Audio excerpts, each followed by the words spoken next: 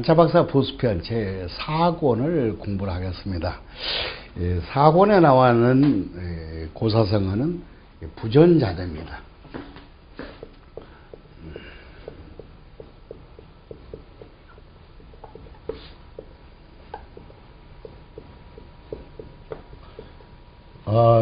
부전자전, 이 말은 뭐냐면은 자식은 대대로 아버지를 닮아간다, 그런 의미를 가지고 있습니다. 그래서 거기 이제 교재를 보면은 그 유래가 아주 그 상세하게 이게 나와 있습니다. 이 말이 어디서 나와 있는 유래를 가지고 있는 말일까? 그를 꼭꼭 읽어보시고 공부를 하시라고 해야 됩니다. 아무쪼록 부전자전, 자식은 아버지를 닮아간다, 그렇게 해도 맞겠지만, 이 말이 도대체 어디서 나왔을까 하는 것을 꼭 읽어보고 여러분께서 짊어지고 가야 됩니다. 이구 그랬습니다. 이구. 이 글자는 우리가 이제 그 전에도 많이 설명을 했습니다. 자, 우리가 한자를 공부를 할 때 입구 그것만 해서 다 공부를 했다고 끝내면 안 된다고 그랬습니다. 한자에서는 뭐가 중요하다고 그랬어요? 부수자가 가지고 있는 뜻이 무엇보다 중요하다고 그랬습니다. 자, 그러면 우리가 이구자가 가지고 있는 이 뜻이 뭐냐, 이걸 알아야 이구자를 완전히 여러분께서로 만들 수가 있습니다. 자, 이 글자는 입을 모양을 본땄기 때문에 입이라는 뜻을 가지고 있습니다. 자, 입이라는 뜻을 가지고 있습니다. 그 다음에 문이라는 뜻을 가지고 있습니다. 문. 그 다음에 말하다의 뜻을 가지고 있습니다.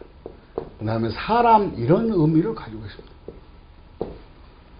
그러므로 이구자는 입구, 이것만 안다고 해서 내가 한자를 다 한 게 아니고 이 뜻을 알므로써 우리말을 원활하게 활용할 수 있다, 그 얘기나 다름이 없습니다. 자, 입을 뜻하는 글자입니다. 선생님이 예문을 하나 들어보겠습니다. 자, 구토, 그러면 무슨 말이겠습니까? 입으로 토한다, 그런 의미를 가지고 있겠죠. 그러면 여기서 입구자가 입을 뜻하니까 뜻합니다. 그러면 입으로서 흙토를 배웠죠. 땅에다 토한다. 그래서 이 글자는 토할 토자입니다.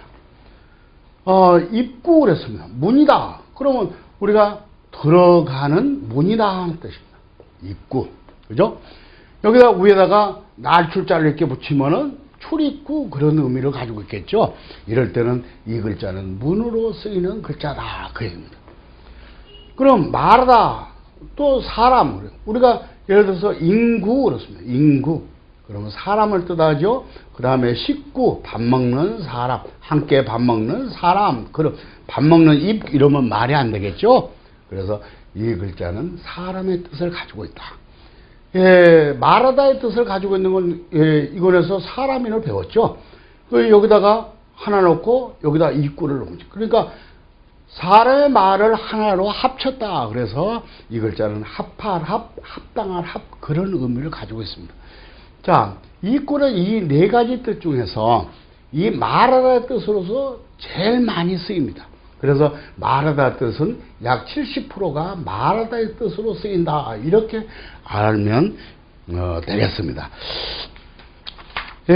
우리가 이제 글자를 한번 만들어 볼까요? 자, 여기 이렇게 된 것은 문입니다. 문. 근데 금방 우리가 배웠던 입구자가 이렇게 나와 있습니다. 이 글자는 무슨 말이 되겠어요? 문의 입이다. 그러면 말이 안 되겠죠? 문 밖의 소식을 말로서 묻는다. 그러면 묻는다의 뜻을 가지고 있습니다. 묻는다. 묻는다의 뜻을 가지고 있는 문자다. 물을 문자다. 이렇게 보면 쉽게 되겠죠. 그 다음에 이제 내가 문 밖의 소식을 들으려면 뭐가 필요하습니까? 귀가 필요하겠죠. 그렇죠. 귀, 그렇습니다. 여기다 귀자를 넣으면 들으는 문자가 되겠죠. 그렇게 해서 만들어진 글자입니다. 자, 또 하나 본문에 나와 있는 글자를 예문을 들어보겠습니다. 우리가 전역석을 배웠습니다. 전역석 플러스 입구자가 붙었습니다. 그 글자를 어떤 글자를 만들었냐면 이런 글자를 만들었습니다. 위에 있는 글자는 어떤 밤을 뜻하는 글자죠. 저녁이라든가 밤을 뜻하는 글자고, 이거는 말하다의 뜻을 가지고 있는 글자로 씁니다. 이거는 거기 나왔듯이 이름명자입니다. 이름명. 성명이 어떻게 됩니까? 하고 물었을 때 이름명자입니다. 그러면 이 글자가 왜 저녁 설자가 붙었을까? 한번 생각해 보세요. 그렇죠? 여러분께서 이제 저녁 늦게 아파트 저 밑에 있는데 어머님이 여러분한테 뭘 부르겠습니까? 캄캄하면 보이지도 않는데 이름을 부르겠죠. 그래서 이 글자는 이름명, 그런 의미를 가지고 있는 글자입니다. 자, 이름을 뜻하는 글자다. 여기서 이 글자를 배우면은 하나의 글자를 한번 만들어 볼까요? 자, 여기 이름 글자는 새 글자입니다. 새를 뜻하는 글자입니다. 새에다가 이름을 새겼다는 뜻입니다. 그래서 내 이름을 오랫동안 남기기 위해서 새에다가 파서 깊이 새겼다. 그래서 이 글자는 새길명자입니다. 새길명. 새길명. 여러분께서 어머니가 앞으로 너 명심해, 그런 말을 하죠. 그러면 명심, 이렇게 마음심, 마음속에 깊이 새겨라는 뜻입니다. 그래서 명심. 여기서 이렇게 보면은 부수자가 뭘까요? 그렇죠. 이게 부수자입니다. 이게 부수자예요. 나머지 글자는 글자가 만들어지는 글자죠. 그렇게 해서 한자라는 거는 우리 한글의 원리하고 또 같다. 구성 원리가 같다 하고 이 얘기를 했습니다. 이건 귀자입니다. 귀를 뜻하는 이자입니다. 우리가 이목구비 그랬습니다. 이목구비. 그럼 무슨 말일까요?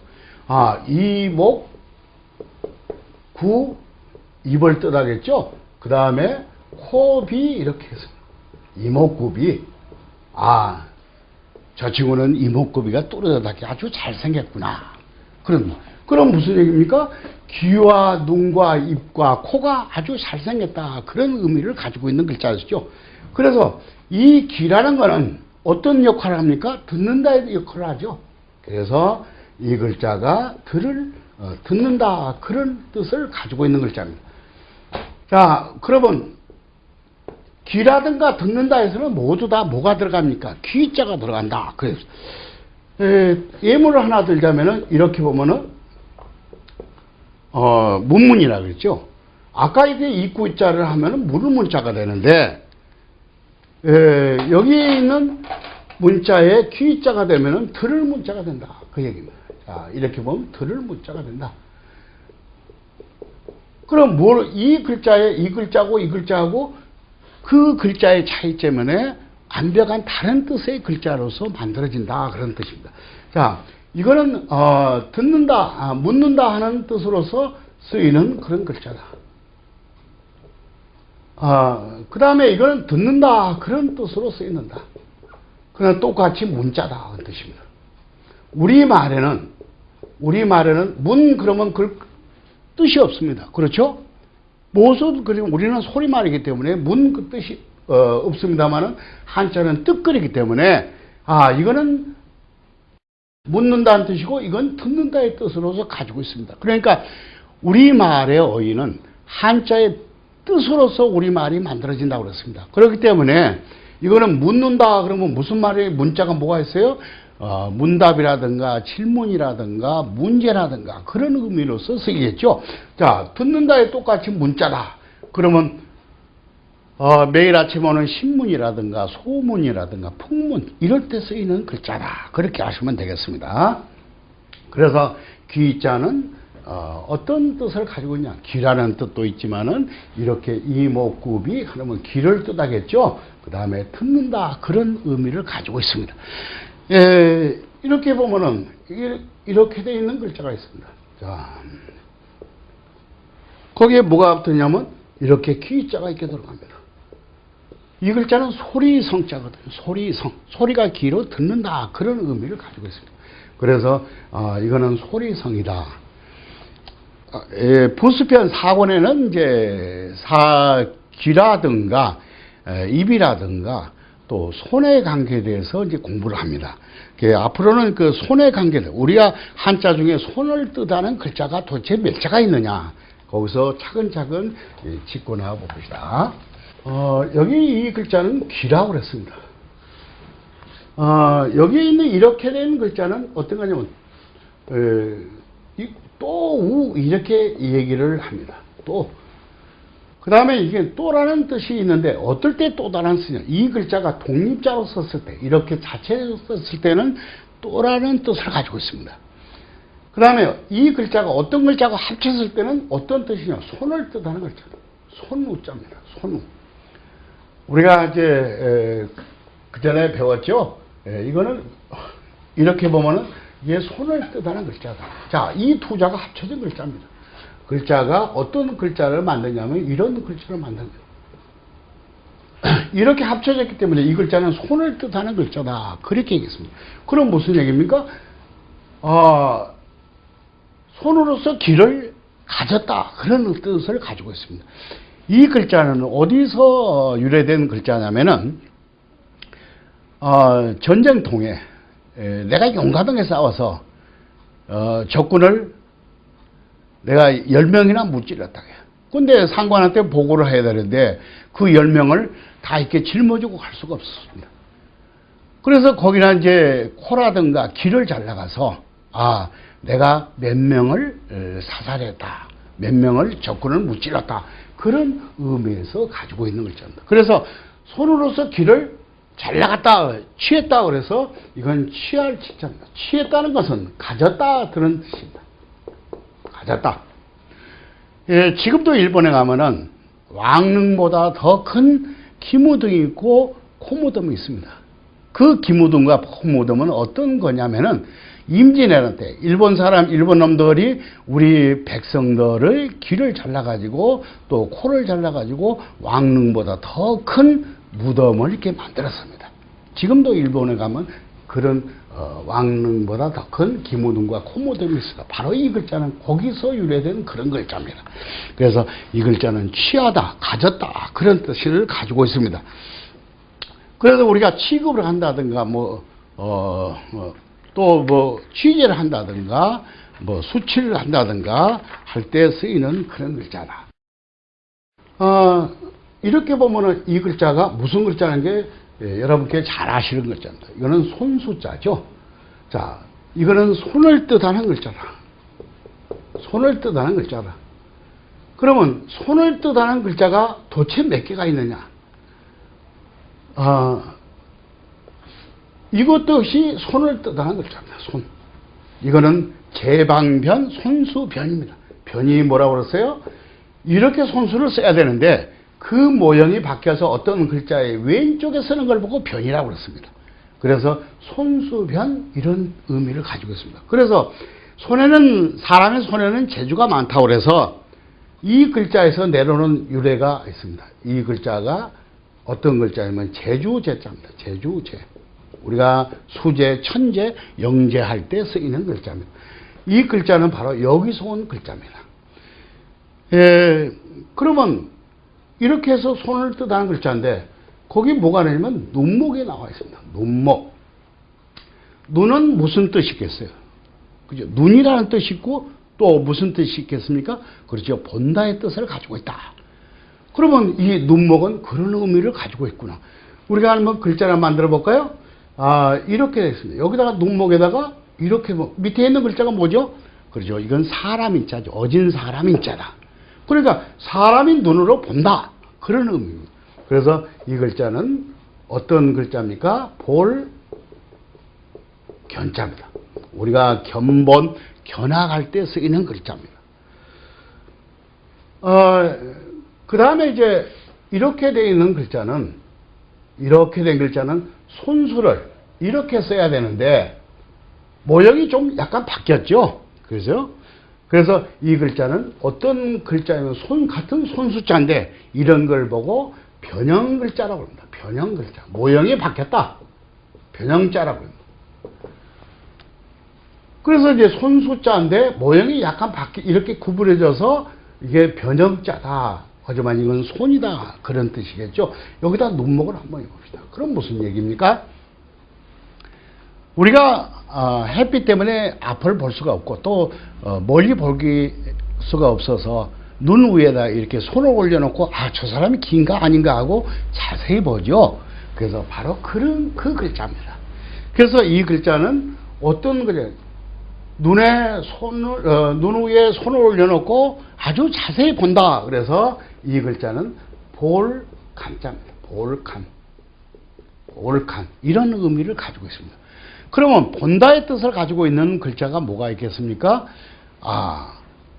위에 거는 볼견, 우리가 견본이라든가 견학한다 그러지만은 우리가 볼간자는 꿰뚫어서 본다 그런 뜻입니다. 우리가 뭐를 간파한다. 또 각 상점마다 있는 간판할 때도 이 글자를 씁니다. 그러면 이 글자가 그런 의미를 가지고 있구나. 똑같이 본다의 뜻을 가지고 있는데 이 볼견자는 어떤 의미를 가지고 있고 이거는 자세히 보기 때문에 뜻 자체가 달라지죠. 그래서 우리 이런 의미를 볼까요?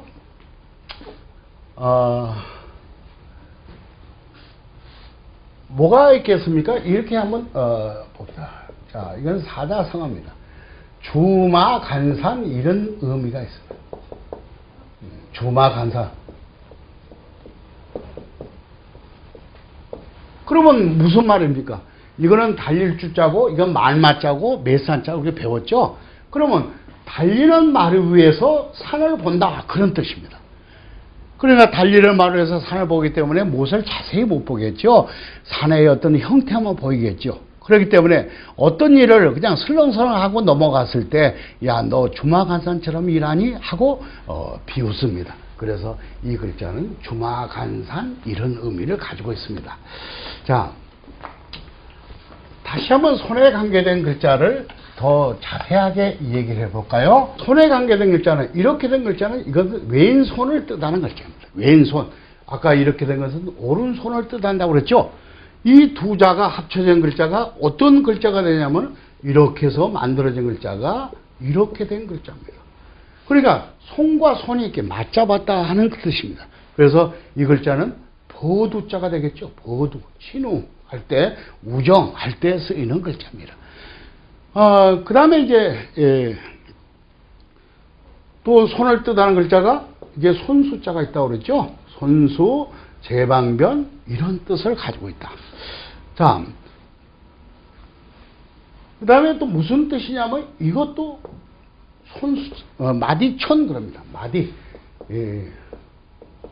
마디촌 이렇게 얘기합니다. 이 글자는 어디서 나온 글자냐면은 한의사가 한자의 그 맥을 잡는 손목 마디를 뜻하는 글자입니다. 그래서 손목 마디, 그래서 마디촌 이렇게 합니다. 하지만 1차적으로 손목 마디에서는 뭐가 뜻입니까? 손을 의미를 합니다. 그래서 두 번째는 그 손목 마디에는 뭐가 뜨요? 맥박이 뜨겠죠. 맥박이 규칙적으로 뛴다. 그래서 규칙이라는 뜻을 가지고 있습니다. 규칙. 그 다음에 규칙이 있으면 또 질서가 있겠죠. 질서. 그 다음에 네 번째는 법도 그런 의미를 가지고 법도. 자, 이 마디촌은 앞으로도 대단히 중요한 글자입니다. 그렇기 때문에 여러분들은 그냥 마디촌 하면 절대 안 된다고 그랬죠. 이 마디촌이 이 보수자가 가지고 있는 뜻을 정확하게 알아야 된다. 이거는 손을 뜻하기도 하고 규칙이라든가 질서, 법도 이런 뜻을 가지고 있구나 하는 것을 알지를 못하면 한자의 깊이를 들어갈 수가 없다. 그 얘기입니다. 자, 여기서 글자를 한번 만들어 볼까요? 이런 글자가 있습니다. 자, 나무목에 우리가 금방 배웠던 마디촌이 붙어 있습니다. 이 글자는 어떤 글자냐면 마을촌자입니다. 마을을 뜻하는 글자입니다. 마을촌. 그럼 무슨 일일까? 야, 손에 마디가, 나무가 있는 마디가 마을일까? 또, 나무가 있는 규칙이 마을일까? 이렇게 생각할지 모르겠지만은, 옛날에는, 이렇게 나무가 쫙 우거져 있고, 이런데 그 주위에 사람들이 옹기종기 이렇게 모여 살았습니다. 옹기종기 모여 살다 보니까 함부로 막 살았냐? 그렇지 않죠. 그 나름대로 규칙과 질서를 지켜가면서 정말 법도 있게 한데 모여 있는 그곳이 마을이다, 그런 의미입니다. 그래서 마을촌이 되어 있습니다. 우리가 그 전에 시간에 뭘 배웠습니까? 마을 리자를 배웠죠. 이거는 마을 리자다 그렇습니다. 마을을 뜻하는 글자가 마을 동자가 또 하나가 있습니다만은 그건 차차로 공부를 하기로 하고 마을을 뜻하는 글자다, 그렇게 알아주시면 되겠습니다. 그 다음에 이제 이렇게 되어 있는 글자가 손톱 조자입니다. 원래 교재를 보시면 이렇게 나왔죠. 이렇게 나왔지만은 이거는 쓰지 않습니다. 이 글자가 생략이 돼서 이렇게 씁니다. 이거는 손톱이라는 뜻이고 핥히다 그런 뜻도 있지만은 결과적으로는 이 글자도 손을 뜻하는 글자다, 그렇게 알아주시면 되겠습니다. 자, 우리가 한번 글자를 만들어 볼까요? 이렇게 되어 있는 글자입니다. 자, 이건 손이라고 그랬죠? 여기에 있는 이 빨간 글자는 덮을 명자입니다. 무엇을 덮는다, 그런 의미를 가지고 있습니다. 이렇게 되는데, 그러면 손이 몇 개 있습니까? 이것도 손이요, 이것도 손이다. 그러면, 이 사람이 어떤 물건을 덮어서 손으로 주니까 내가 손으로 받는다, 그 얘기입니다. 그래서 이 글자는 어떤 글자가 되겠습니까? 받을 수, 그렇습니다. 받을 수. 자, 우리가 받는다의 뜻을 가지고 있는 숫자가 우리말에 뭐가 있을까요? 예를 들면 수신자, 부담, 그러죠. 수신자. 그럼 믿을 선자, 통신신자를 쓰죠.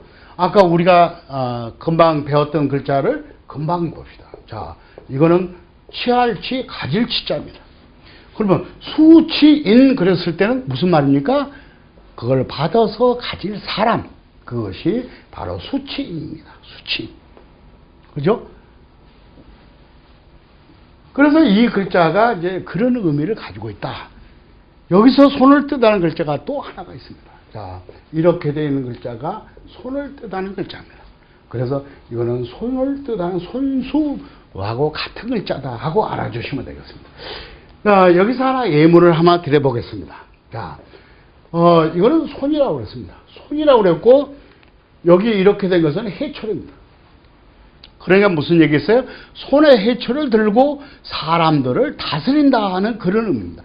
그래서 이거는 다스릴 윤자입니다. 그래서 다스릴 윤, 성시윤 이렇게 합니다. 그런데 그 옆에 뭐가 있어요? 이렇게 입구자가 붙었습니다. 이 입구자는 여기서 뭐 어떤 의미를 가지고 있을까요? 그렇죠. 백성을 뜻하는, 사람을 뜻하는 글자입니다. 그러니까 손에 해초를 들고 백성을 다스리는 그 사람이 누구냐는 뜻입니다. 그 사람이 이렇게 임금이겠죠. 그래서 임금군 이렇게 얘기를 합니다. 그러면 금방 이해가 하겠죠. 그래서 이 글자도 역시 손우자, 손수자하고 같은 글자다, 이렇게 하시면 되겠죠. 자, 예문을 또 하나 더 들어보겠습니다. 자, 위에 있는 글자는 이게 손이죠. 자, 손이고 이것도 손이다. 그죠? 손이다. 근데 여기에 있는 것은 갈고리입니다. 이렇게 되어 있는 이 빨간 거, 이렇게 된 글자는 갈고리 골자라는 부자입니다. 그러면 이게 뭐죠? 손과 손이 이 갈고리를 뺏으려고 막 다툰다는 뜻이에요. 만약에 갈고리를 뺏기면 그 사람이 죽을 거 아닙니까? 그래서 이 글자는 다툴 쟁자입니다. 그래서 우리가 전쟁을 한다든가 투쟁을 한다든가 쟁취, 그럼 무슨 말입니까? 그러면 다투어서 싸워서 가진다, 그런 얘기입니다. 쟁취. 그러면 이렇게 해서 쟁취, 그런 쓰임을 가지고 있죠. 그래서 이렇게 된 글자는 다툴자. 여기서 글자를 하나 더 앞에 나가봅시다. 자, 이거는 다투다, 그런 뜻으로 가지고는 확정된 글자입니다. 그런데 우리가 배웠던 여기다 삼수변에 하면 물이라는 글자가 딱 붙었다고요. 그러면 어떤 글자가 되겠습니까? 물이 다투듯이 소용돌이 치면서 막 돌아간다는 뜻이에요. 그죠? 소용돌이 쳐서 돌아가는 그 물은 아주 깨끗하다. 그래서 이 글자는 깨끗할 정자입니다. 우리가 예를 들면 정화한다든가 집에 정수기 있죠? 그럴 때도 바로 이 자를 씁니다. 그 다음에 정토. 정토란 말은 무슨 말입니까? 모든 땅을 깨끗이 하는 게 정토다. 그렇게 보면은 금방 이해할 수 있습니다. 다시 한번 얘기하면 이것도 손이요, 이것도 손이요, 이것도 손이요, 이것도 손이요, 이것도 손이요. 다 손을 뜻하는 글자다. 여러분들께서 이거를 정확하게 이해를 해야 앞으로 이런 글자가 무수히 많이 나옵니다. 왜냐하면 한자라는 것은 부숫자 158자가 매번 이렇게 돌아가면서 글자를 만들고 또 글자를 만들고 그렇습니다. 그렇기 때문에 부숫자 158자가 얼마만큼 중요하다는 것을 선생님이 누누이 얘기를 했지만은 여러분들도 이제는 부숫자가 그만큼 중요한 것을 충분히 인식을 했으라고 믿습니다. 늘 얘기를 하지만 한자라는 것은 재미있어야 됩니다. 재미있으려면 이해력을 가져라는 뜻이에요. 옛날 한자를 공부하듯이 무조건 써서 익히는 이런 공부 방법은 절대 하지 않아야 됩니다. 그렇게 공부를 해봐야 마치 찢어진 구물을 가지고 고기를 잡으러 한 것과 마찬가지다 하는 것을 선생님이 얘기를 했습니다. 자, 그럼 한자 박사 부수편 제 4권을 마치겠습니다. 자, 수고하셨습니다. 예.